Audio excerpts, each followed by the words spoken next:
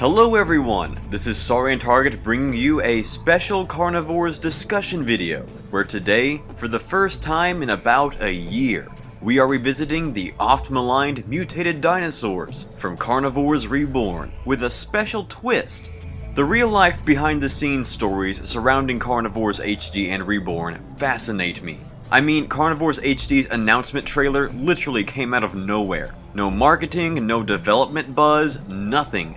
I still remember, it was the second week of my freshman year of college. I get back from my last class of the day and suddenly we had a brand new Carnivores game coming out in a week. I mean, out of nowhere. But even though it did not turn out to be a great game in my eyes, just like Carnivores Cityscape or even Primal Prey, there are still elements about Carnivores HD that I do love. And I think the fact that it disappeared just as quickly as it appeared furthers my intrigue. Where did this game come from? Why did it just stop? Did it fail? If so, how did it get greenlit for a PC port? Why did the Kickstarter goal aim so freaking high? What happened with the Reborn port? There was a forum and talk of DLC and so much future hype and constant dev interaction and then nothing. No word from the devs, no, hey, we have to leave this project for certain reasons, nothing. I know we've all been told that the devs' contracts ran out and whatnot, and I believe there is some definite truth to that. But I think there's more to it than just that. And I may be the only one who thinks this, but I believe there is a fascinating story about the rise and fall of this reboot that spans well over 2 years. In my opinion, one of the greatest aspects of these Carnivores reboots are the gorgeous dinosaurs themselves. I mean, I've said it before, but I could go on for hours about how much I love the way these dinosaur models are designed and animated. I've spent so much time looking for the artists and designers who put them together, trying to find some contacts, which, with such a small development team, you'd think would be easy, but so far to no avail. Until the other day. It's not the person or people who actually designed the original dinosaur models for Carnivores HD, but it's still a step in the right direction. I stumbled across the online portfolio of Andriy Kudray, apparently the character artist who designed the mutated dinosaurs in Carnivores Reborn. Now, I found this fascinating. I love behind-the-scenes detail stuff like this. Sometimes I enjoy the bonus features of movies more than the actual movie itself, and I was all over this discovery. So I thought for today's episode we'd take a look at his portfolio and see where this concept began and run it through to the final product for comparison. So, just by browsing through his resume, it looks like the two most prominent dinosaurs Mr. Kudray worked on were the Stegosaurus and the Tyrannosaurus. Here we have the base model for the Stego, all emblazoned with the Digital Dreams logo and a really serene background. And then we have a step toward its mutant version, with some more color patterns thrown on. Obviously, it's not quite there yet. The vibrant green eyes and giraffe splotch patterns are there, but the eyebrow ridges and plates have yet to be adjusted. It's still just the mutant skin on the regular Stegosaurus model, probably just there for testing. The weird glowing cracks in its back are also different colors. I think they're yellow or orange in the final version, and it has those weird, almost what look like tan lines running along its sides. So this is a really cool 2-year late first look at the mutated Stegosaurus concept. Really cool stuff, I think. Now this is what I was afraid of when Digital Dreams mentioned mutated dinosaurs back in the Kickstarter days. Now I don't know if Mr. Kudray made this model or was just given this model to work with. I feel like it's the latter, but man, I am really glad this did not make it into the final cut of the game. Technically speaking, it is a well put together model, but I just don't feel that it would have belonged in Carnivores Reborn. If the mutant dinosaurs that we got are way too subdued, then this is way too far in the other direction. It looks like they've just taken the base Stegosaurus model, shrunk down the plates, lowered the tail, distorted some of the toes and the tail tip, thickened the neck, and just gone all out crazy on the head. I mean, this thing looks absolutely disgusting. I sometimes like to imagine what the original Carnivores animals would look like if they kept their original Buryan-inspired designs, just updated with 21st century graphics and models, and even though the Stegosaurus has some long jaws and some visible teeth, this is not what I ever had in mind. I mean, this thing is vicious. It reminds me of like a warthog crossed with an African wild dog or something. It's just bizarre. And then there's this image, which shows the regular Stegosaurus model on the left and the super creepy mutant one over on the right. And something in the middle. Maybe a transitional form? Were we going to get partially mutated dinosaurs? Were we going to watch them transform into mutated dinosaurs? I don't know what was going on here, but this seems like an evolution from normal to mutant, if you ask me. And it's just a really interesting image.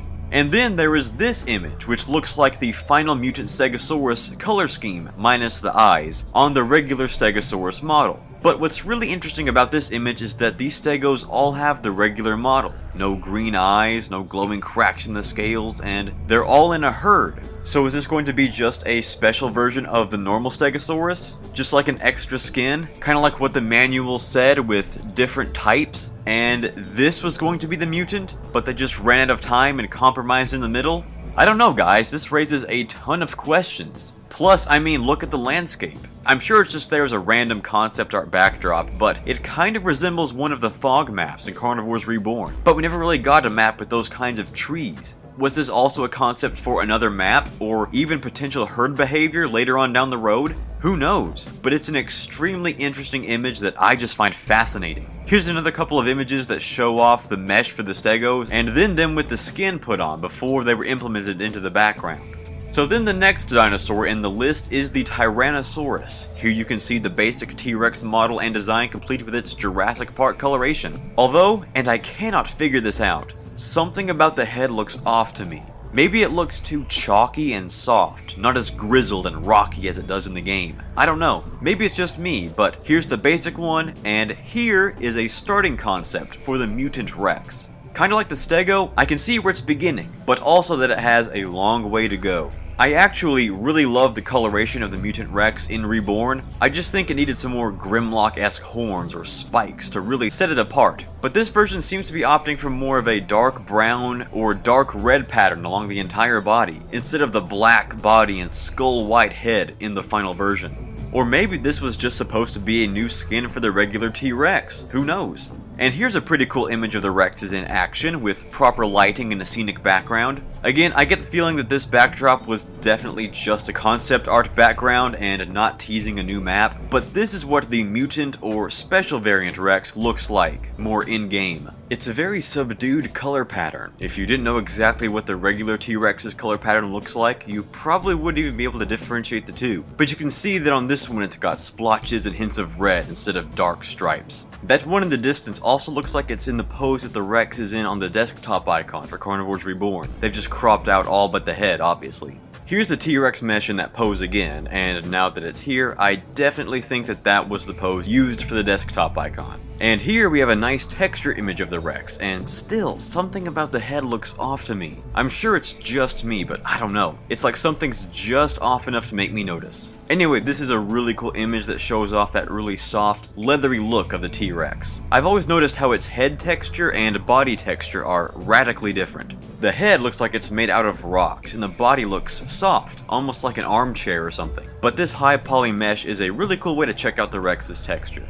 And here we have a high poly mesh for the Triceratops. Now, I've said this a million times, I love the design of the HD and Reborn dinosaurs, but the Trike is just gorgeous. Absolutely gorgeous. I adore this Triceratops model. You can even see the veins running over the ridges on the frill, and oh, it just looks so good. And this is a great way to get a better look at it from some different angles before the colors are all put on. So then I found a complete gallery of what I assume are supposed to be the mutant dinosaur concepts. Starting in the top left, we have the Mutant Trike, which looks pretty much just like it does in the final version of the game. Not much about the Mutant Trike changed from its original model, except for a slightly longer nose horn, which I still think is a shame, but whatever. So next we have the Stegosaurus, just the regular Stegosaurus, no unique coloration or new model or anything. Next is the Ankylosaurus, which is just the mutant variant skin placed on the regular model. The mutant Ankylosaurus is one of the few, if not only, mutant dinosaurs that I think looks pretty appropriately mutant. But none of that has been added yet. It's still missing its horns, the javelins on its side, its sledgehammer tail, and it's just kinda neat to see these skins on the regular models before any of the extra stuff is added.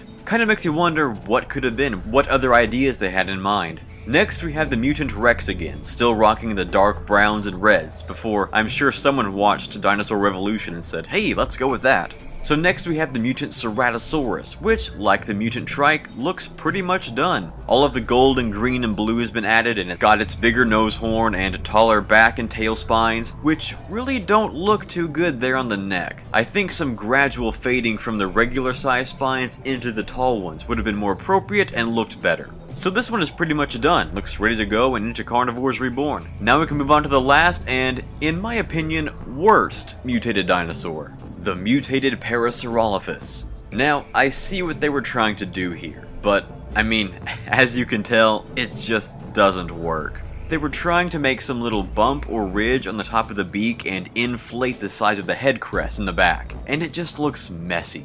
Elongating spikes and horns and whatnot on already existing models probably looks better than on more rounded elements like a head crest or a beak, so I can assume that's why they just scrapped this design and went with the regular Parasaurolophus model. So there you go, guys. I know this episode wasn't quite as action-packed as some others, but I just found this fascinating and thought it was really cool to check out the concept art for the mutated dinosaurs and see how they compare to the final product. And I hope you guys enjoyed it too. I mean, the actual patterns and colors for the dinosaurs look great, so Mr. Kudre did a great job with what he was given. It's just that the whole concept always felt tacked on to me. And after seeing at least a glimpse of the process, and what almost was, I think that was the case more than ever. I don't think Digital Dreams had enough time to really make this concept anything more than a last-second gimmick, so they just put in what they had. I would love to know more about this behind-the-scenes process, especially in regard to Carnivores HD and Reborn. And if I can find some more information, I might try to contact Mr. Kudre himself and see if I can get some more information for you guys. I just find this whole process so interesting. But anyway, thank you guys for watching, especially if you stuck around this far into the video. I really appreciate it. And thank you guys for all of the support and suggestions on the new channel logo. I really appreciated all of the constructive criticism you guys gave, and put a few of them into practice. As you might have noticed already, I desaturated the purple a little bit so it's not as in-your-face and gaudy, added a border to the text for more sharpness, and got rid of that lone vertebra. A lot of people said it looked a little off, and there was really no way to fix it without just getting rid of it, so I think this final product looks really good. I am very proud of it and happy with the design, so thanks again for all of the help and support. It was really cool to see so many people say they loved the new logo or thought it was awesome. It really makes it feel good, you know? But anyway guys, thanks again for watching and for all of the support. It really means a lot that you guys show up every week to check out these videos. So as long as you guys keep watching this content, I'll keep making it. Thanks again for watching, you are all truly the best, and I will see you guys next time.